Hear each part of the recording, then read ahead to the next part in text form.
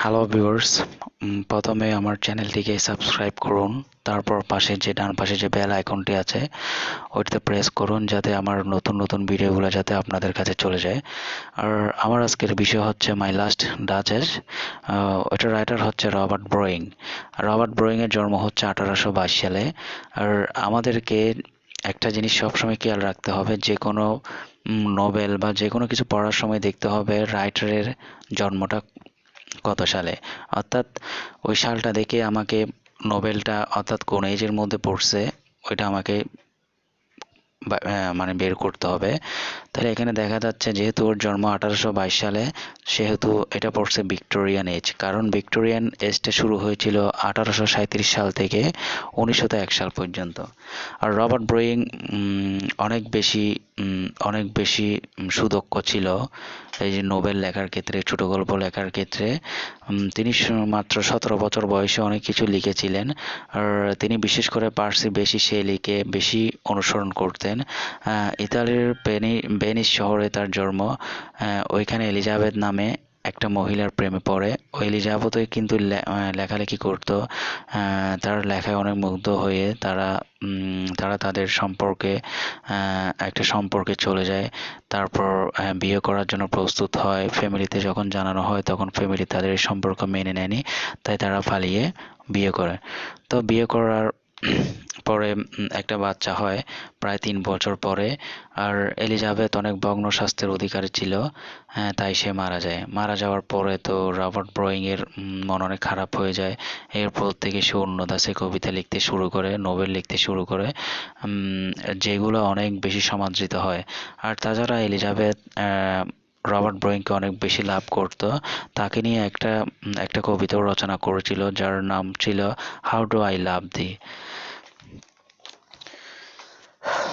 এখানে আরেকটা জিনিস, মাই লাস্ট জাজেসের মধ্যে মেন জিনিসটা আপনাদের যেটা শর্ট নোটে আসতে পারে সেটা হচ্ছে ড্রামাটিক মনোলগ। জিনিসটা কি?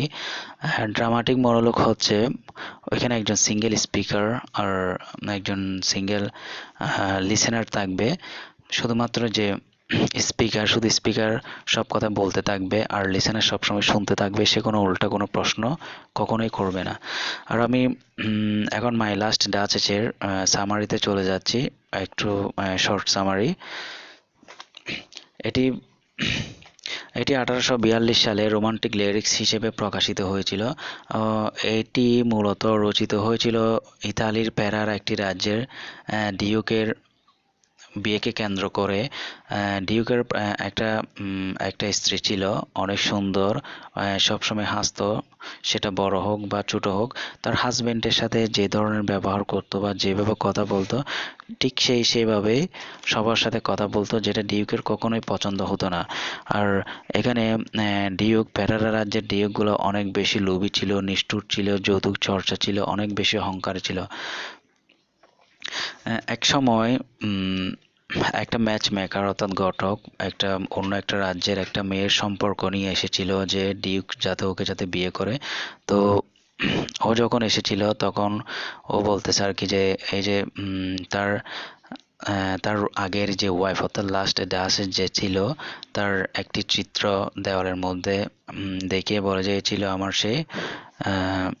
আমার সেই স্ত্রী লাস্ট ডাচেস। তারপরে আপনার এরপর আরো বলা হয় যে কি, এটা এঁকেছিল একটা ফ্রেন্ড লভ ও একটা ধর্মযাজক। কারণ ডিউক চিন্তা করছে যে কি, যদি ধর্মযাজক ছাড়া যদি অন্য কোনো লোকের মাধ্যমে যদি ওই পেনটা যদি আঁকা হয়, তাহলে নিশ্চয় ওই পেন্টারটা তার ওয়াইফের কি হতে পারে, তার ওয়াইফের উপর দুর্বল হয়ে যেতে পারে, তার ওয়াইফের প্রেমে পড়ে যেতে পারে। সেই কারণে সে ডাচেস সের চিত্রটা একটা ধর্মযাজকের মাধ্যমে আঁকা হয়েছিল। তো যখন বসেছিল তখন তার ওয়াইফটা একটু করে হাসছিল, ওইভাবে সে ধর্মযাজকটা এঁকে ফেলেছিল।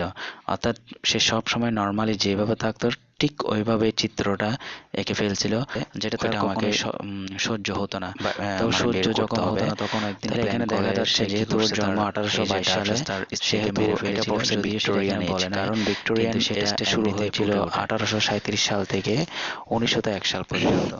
আর রবার্ট ব্রুইং এ হচ্ছে কাহিনী, আর মূলত এখানে আসলে অনেক বিশেষ করে যেটা বোঝানো হয় সেটা হচ্ছে এই যে নোবেল লেখার ক্ষেত্রে, ছোট গল্প লেখার ক্ষেত্রে ডিউকদের যৌতুক প্রথা কি ধরনের ছিল। 17 বছর বয়সে অনেক কিছু লিখেছিলেন, মানে যৌতুক তিনি বিশেষ করে পার্সি বেশি শেলিকে বেশি অনুসরণ করতেন। মানুষের মধ্যে যে একটা ভেদাভেদ খুঁজতে সবসময় জন্ম, তাই সেজন্য তার ওইখানে এলিজাবেথ নামে একটা মহিলার প্রেমে পড়ে। ওই এলিজাবেথই কিন্তু লেখালেখি করতো। আমার এই চ্যানেলটি অবশ্যই সাবস্ক্রাইব করবেন এবং পাশের বেল আইকনটি তারা তাদের অবশ্যই প্রেস করবেন, যাতে আমার একটা সম্পর্কে চলে যায় এগুলো আপনাদের কাছে নোটিফিকেশন আকারে প্রস্তুত হয়। ফ্যামিলিতে যখন জানানো হয় তখন ফ্যামিলি তাদের সম্পর্ক মেনে নেয়নি, তাই তারা পালিয়ে বিয়ে করে। তো বিয়ে করার পরে একটা বাচ্চা হয় প্রায় 3 বছর পরে। আর এলিজাবেথ অনেক ভগ্ন স্বাস্থ্যের অধিকারী ছিল, তাই সে মারা যায়। মারা যাওয়ার পরে তো রবার্ট ব্রুইং এর মন অনেক খারাপ হয়ে যায়। এরপর থেকে সে অন্য দাসে কবিতা লিখতে শুরু করে, নোবেল লিখতে শুরু করে, যেগুলো অনেক বেশি সমাদৃত হয়। আর তাছাড়া এলিজাবেথ রবার্ট ব্রুইংকে অনেক বেশি লাভ করত। তাকে নিয়ে একটা কবিতাও রচনা করেছিল, যার নাম ছিল হাউ ডু আই লাভ দি। এখানে আরেকটা জিনিস, মাই লাস্ট জাজেসের মধ্যে মেন জিনিসটা আপনাদের যেটা শর্ট নোটে আসতে পারে সেটা হচ্ছে ড্রামাটিক মনোলগ। জিনিসটা কি? ড্রামাটিক মনোলগ হচ্ছে ওইখানে একজন সিঙ্গেল স্পিকার আর একজন সিঙ্গেল লিসেনার থাকবে। শুধুমাত্র যে শুধু স্পিকার সব কথা বলতে থাকবে আর লিসেনার সবসময় শুনতে থাকবে, সে কোনো উল্টা কোনো প্রশ্ন কখনোই করবে না। আর আমি এখন মাই লাস্ট ডাচেসের সামারিতে চলে যাচ্ছি, একটু শর্ট সামারি। এটি 1842 সালে রোমান্টিক লিরিক্স হিসেবে প্রকাশিত হয়েছিল। এটি মূলত রচিত হয়েছিল ইতালির পেরার একটি রাজ্যের ডিউকের বিয়েকে কেন্দ্র করে। ডিউকের একটা স্ত্রী ছিল, অনেক সুন্দর, সবসময় হাসতো, সেটা বড় হোক বা ছোট হোক। তার হাজবেন্ডের সাথে যে ধরনের ব্যবহার করতো বা যেভাবে কথা বলতো, ঠিক সেইভাবেই সবার সাথে কথা বলতো, যেটা ডিউকের কখনোই পছন্দ হতো না। আর এখানে পেরারা রাজ্যের ডিউকগুলো অনেক বেশি লোভী ছিল, নিষ্ঠুর ছিল, যৌতুক চর্চা ছিল, অনেক বেশি অহংকারী ছিল। এক সময় একটা ম্যাচ মেকার অর্থাৎ ঘটক অন্য একটা রাজ্যের একটা মেয়ের সম্পর্ক নিয়ে এসেছিল, যে ডিউক যাতে বিয়ে করে। তো ও যখন এসেছিল তখন ও বলতেছে আর কি, যে এই যে তার আগের যে ওয়াইফ অর্থাৎ লাস্ট ডাচেস যে ছিল, তার একটি চিত্র দেওয়ালের মধ্যে দেখিয়ে বলে যে ছিল আমার সেই স্ত্রী লাস্ট ডাচেস। তারপরে এরপর আরও বলা হয় যে কি, এটা এঁকেছিল একটা ফ্রেন্ড লভ ও একটা ধর্মযাজক। কারণ ডিউক চিন্তা করছে যে কি, যদি ধর্মযাজক ছাড়া যদি অন্য কোনো লোকের মাধ্যমে যদি ওই পেনটা যদি আঁকা হয়, তাহলে নিশ্চয় ওই পেন্টারটা তার ওয়াইফের কি হতে পারে, তার ওয়াইফের উপর দুর্বল হয়ে যেতে পারে, তার ওয়াইফের প্রেমে পড়ে যেতে পারে। এই কারণে সে ডাচেস সের চিত্রটা একটা ধর্মযাজকের মাধ্যমে আঁকা হয়েছিল। তো যখন আঁকার জন্য যখন বসেছিল তখন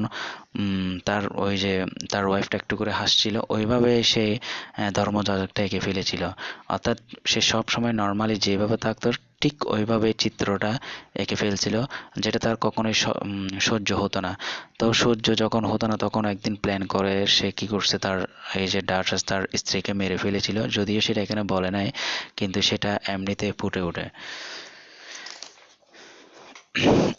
এ হচ্ছে কাহিনী। আর মূলত এখানে আসলে বিশেষ করে যেটা বোঝানো হয় সেটা হচ্ছে তখনকার প্যারা রাজ্যের ডিউকদের যৌতুক প্রথা কী ধরনের ছিল। তারা সব সময় মানে যৌতুক চাইতো, অনেক বেশি অহংকারী ছিল আর কি। অর্থাৎ মানুষের মধ্যে যে একটা ভেদাভেদ খুঁজতো সব সময়, তাই সেজন্য তার স্ত্রীকে কোনো ছোট লোকের সাথে কথা বলতে দিত না। ধন্যবাদ। আমার এই চ্যানেলটি অবশ্যই সাবস্ক্রাইব করবেন এবং পাশের বেল আইকনটি অবশ্যই প্রেস করবেন, যাতে আমার আপডেট ভিডিওগুলো আপনাদের কাছে নোটিফিকেশন আকারে যায়।